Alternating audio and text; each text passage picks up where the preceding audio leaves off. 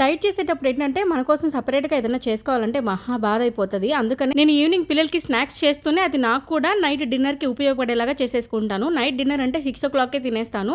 వాళ్ళకి 5 అట్లాగే ఈ స్నాక్స్ ఇచ్చేసి నేను 6 ఇదే డిన్నర్ లాగా చేసేస్తాను. ఒక్కోసారి లేట్ అయ్యి అది 7 to 8 కూడా అయిపోతుంది. ఏదైనా మన విషయానికి వచ్చేసరికి మనం చాలా కేర్లెస్ చేస్తాం కదా, నేను కూడా అంతే. ఇవాళ అయితే స్నాక్స్ కమ్ డిన్నర్కి నేను అలసందలు తీసుకున్నాను. అంటే పెద్ద బొబ్బర్లు అంటారు కొన్ని దగ్గరలో. వీటిని బాగా కడిగేసుకొని ఉడికించేసుకున్నాను. ఒక 4-5 విజిల్స్ పెట్టుకుంటే మెత్తగా ఉడికిపోతాయి. దీన్ని కాస్త పోపు పెట్టి వేసుకొని తిన్నామంటే చాలా టేస్టీగా ఉంటుంది. పోపు కోసం కొద్దిగా నెయ్యి వేసుకొని కొద్దిగా జీలకర్ర, ఎర్రగడ్డ, పచ్చిమిర్చి, కొద్దిగా తెల్లగడ్డ నేతిలోనే వేయించుకున్నాను ముందు, టేస్ట్ బాగుంటుందని.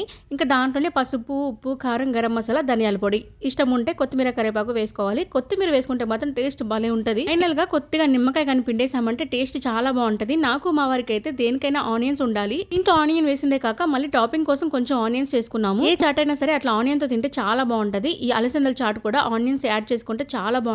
డైట్ చేసే వాళ్ళకి ఈ టిప్ అయితే చాలా బాగా యూజ్ అవుతుంది. At a time snacks, dinner 2 అయిపోతాయి కాబట్టి. నచ్చితే మీతో నెల్లూరు అమ్మాయిని లైక్ చేసి సబ్స్క్రైబ్ చేస్తారు కదూ.